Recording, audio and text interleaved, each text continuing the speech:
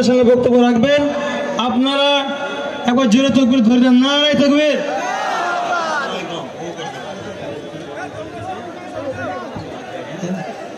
এখন স্টেজে ভাইজানকে বরণ করে নেওয়া হচ্ছে। সো বস, আজকে যাচ্ছি আব্বাস সিদ্দিকী ভাইজানের ডাকে একদম একটা মহা মিছিল এবং সম্মেলন এবং একটা প্রতিবাদ সভায় স্থান বেড়াচাপা চৌমাথা। ঘোষণা শুনলেন।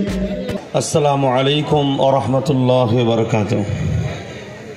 ভারতবর্ষে মুসলমান স্বাধীনতার পরে বাংলাদেশ থেকে নয়, আফগান থেকে নয়, পাকিস্তান থেকে নয়, এ ভারতের বুকে 1400 বছর ধরে আছে। তার প্রমাণ হলো কেরলের মসজিদ 1400 বছর আজান হচ্ছে, 1400 বছর নামাজ হচ্ছে। যে মুসলমানদের ভারতবর্ষে পরিচয় 1400 বছরে থাকতে পারে, এই 14 দিনের সরকার এনআরসি করে আমাদেরকে তাড়ানো অসম্ভব হচ্ছে। এই ওয়াকফকে কব্জা করে, ওই মসজিদকে প্রমোটিং করে, বিক্রি করে, তোমার আমার প্রাচীন ঐতিহ্যকে মিটিয়ে তোমাকে আমাকে প্রমাণ করতে চাইছে স্বাধীনতার পরে এসেছো, তারপরে এনআরসি করে তোমাকে আমাকে হত্যা করবে। মাথায় ঢুকছে?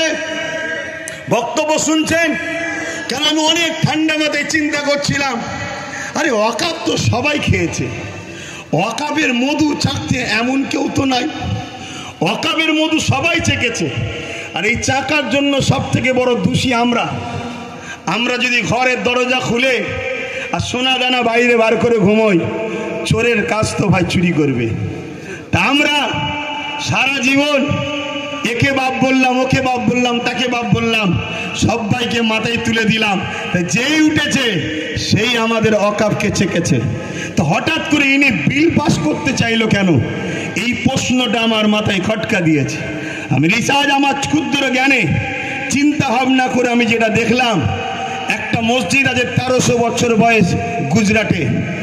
এভাবে ভারতবর্ষ জুড়ে হাজার হাজার বছর ধরে ঐতিহ্যের মসজিদ, কবরস্থান, মাদ্রাসা, খানকা, দরগা প্রমাণ দিচ্ছে এ ভারতবর্ষে মুসলমান হাজার হাজার বছর ধরে আছে। স্বাধীনতার লড়াইতে 95,000 কম বেশি মানুষ দেশের জন্য জীবন দিয়েছে প্রথম কাতারে। তার মধ্যে 63,000-ও বেশি মুসলমানের জীবন কোরবান হয়েছে দেশের জন্য। তাই ব্রিটিশ চলে গেছে।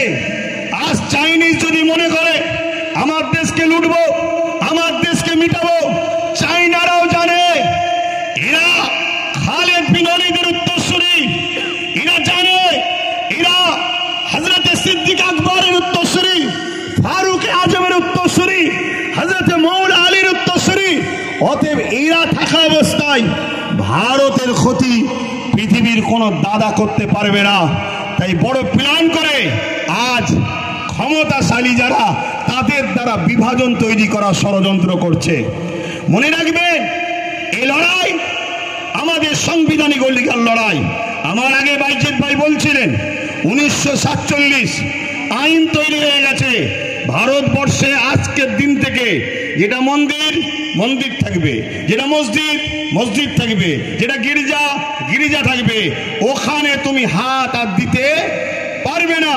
কিন্তু দুঃখের বিষয়, কোর্টের মধ্যে কিছু জজ হয়েছে, তারা আজকে মুখ চাওয়াচাই করে দেখে, আইনকে দেখে না, আইনকে তারা রেখে দিয়েছে। তাই বোম্বাইয়ের এক মসজিদে সার্ভের নামে নোটিশ যেই দিয়েছে, 1.5 ঘন্টার মধ্যে নোটিশ ধরিয়ে দিয়েছে সার্ভের।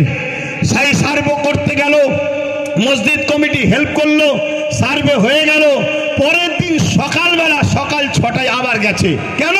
গতকাল তো সার্ভে করলেন, আবার আজকে আসছেন কেন? না, একটা অশান্তি লাগাতে হবে, একটা ফিতনা লাগাতে হবে। গতকালকে হয়নি, ওই অশান্তি হলো। সেই অশান্তিতে প্রশাসনের গুলিতে 5টা নিরীহ ভারতীয় জীবন চলে গেল। তার মধ্যে 17 বছরের একজন যুবক, সে গরিব, খেলনা বিক্রি করছিল, তার বুকে যে গুলি লাগলো সেও মারা গেল। এটা হলো আজকের ডিজিটাল ইন্ডিয়া আমার মোদি সাহেবের। আজকে মনে রাখবেন, এই চক্রান্ত পুরো দেশ জুড়ে করছে। এর পিছনে কিন্তু আমাদেরও অন্যায় আছে না নাই? কথা বলুন। কেন 77 বছর ধরে যখন টুকটুক করে খাচ্ছিল, তখন তখন আমরা চুপ করেছিলাম, আজকে পুরো লিকে লিয়ে খাওয়ার চেষ্টা করছে। সমাজের বুকে একটা মিডিয়া মাধ্যমে প্রচার হচ্ছে, কিরকম মিথ্যা প্রচার একদল মিডিয়া করছে। দেখুন কি প্রচার করছে। 1995 একটা আইন হয়েছিল, সেই আইনে নাকি আছে মুসলমান 4-5 জন যেখানে দাঁড়াবে দাঁড়িয়ে বলবে এটা আমার, সেটা ওয়াকফ হয়ে যাবে। শুনছেন? আচ্ছা এটা কখনো হয়? এটা কখনো হয়? এভাবে সমাজের মধ্যে বিভাজন তৈরি করছে।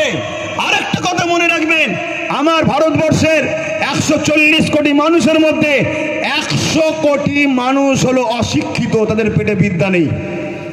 এই বিদ্যা দেওয়া হয়নি ইচ্ছা করে, তাদেরকে ইতিহাস পড়ানো হয়নি। তাদেরকে যে ইতিহাস পড়ানো হতো তাহলে তারা বাবর, আকবর, হুমায়ুন এ দেশের জন্য কি করেছে সেটা জানতে পারত।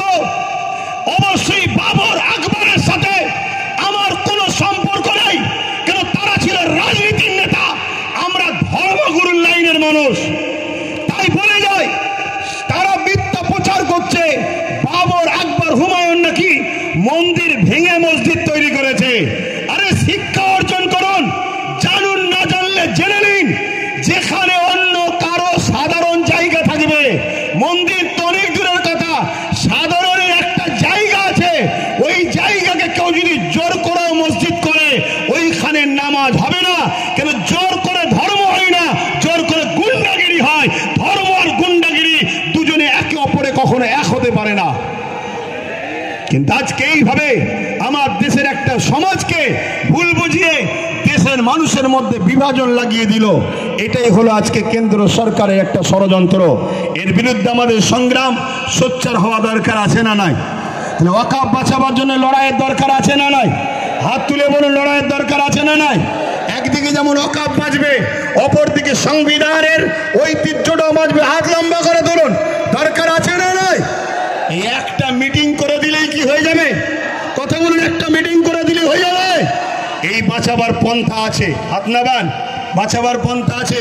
যেভাবে আমরা আন্দোলন করছি গণতান্ত্রিক প্রক্রিয়ায়, এই আন্দোলনকে আরো বাড়াতে হবে। কি বাড়াতে হবে না? হবে না? এইটা প্রতিটা জায়গায় করে করে আমার ভাই বলছিলেন যে আব্বাস সিদ্দিকী ভাই, অনেকে বলছে যে এত দেরিতে নামলো কেন? না বন্ধু, যখন তুমি কিছু জানতে না ঘুমোচ্ছিলে তখন ওয়াকফ সিগনেচার হয়েছিল, ভোটাভুটি হয়েছিল। সেই সময় কোনো দাদা, কোনো মুফতি মাওলানা কেউ নিজের বাড়ি ক্যাম্প তৈরি করে মানুষের ফরমে সই করায় না, সেটা আব্বাস সিদ্দিকী করেছিল।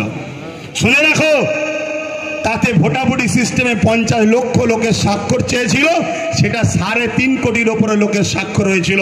সেটা আমি আমার বাড়িতে ক্যাম্প তৈরি করে মানুষকে দাওয়াত দিয়ে খাইয়ে সই করিয়েছিলাম যে ওয়াকফের বিরুদ্ধে সই করো, যে আমরা ওয়াকফ বিল চাই না, আমাদের যেটা আছে সেটাই থাক।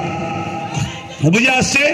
দ্বিতীয় নম্বর কথা শোনো, আজকে এইখানেই শুধু শেষ করে দিলে হবে না, প্রতিটা জায়গায় করে করে, প্রতিটা জায়গায় আন্দোলন করে করে আমাদেরকে পশ্চিম বাংলার রাজধানী কলকাতায় যেতে হবে।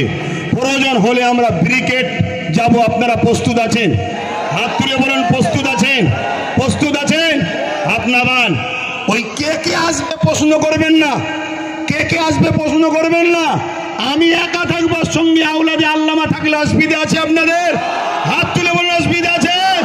কেন? আমরা জানি, আমরা জানি, ইতিহাসের পথে সাক্ষী দিচ্ছে, যতবার আমরা লড়াই করেছি, সংগ্রাম করেছি, সংখ্যা বেশি আমরা জিতিনি, আমরা সংখ্যা কমে জিতেছি। সংখ্যা বেশি হবে আর তার মধ্যে যে মুনাফেক ঢুকে যায়, তাহলে আমাদের হার কিন্তু অনিবার্য, হারতেই হবে। কেন? মুনাফেক তোমার ঘরের ঘাটি টাটি প্ল্যান সব জানিয়ে দেবে। কেন? আমরা তো দেখছি, আমরা তো দেখছি ঠিক এমনই জিনিস হচ্ছে। কটায় আজান হবে?